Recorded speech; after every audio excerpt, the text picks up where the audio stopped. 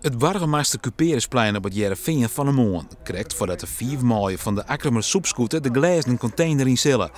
Hielendal op haar gemak liek je ze net, want het worden 3 sobere dagen. We maken wel iets eten en drinken. Alleen nog het gedachte erachter is op wetter en droege ballen, zeg maar. En hoe zou je informatie? Ik zie een grote televisie staan, maar is dat genoeg? Ja, ik denk het al, muziek. En er is hier genoeg te zien.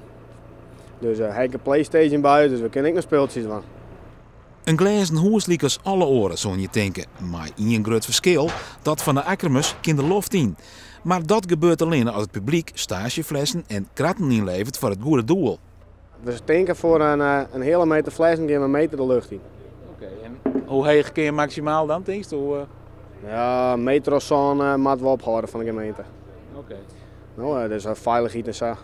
Met net de hut waaien, denk ik dan. Nee, dan gaan we wat draaien, hè. Dus nou ja, we zullen wel hoe het allemaal komt. Om goed 12 uur is het aan z'n 4. Nog 1 teamfoto en dan gaat het door van de glazen container in het slot. In een ruimte van goed 2 bij 6 meter zullen de maaien 3 dagen terugbrengen. En is het te hoopje voor Watchild dat deze kraan de komende uren in beweging komt.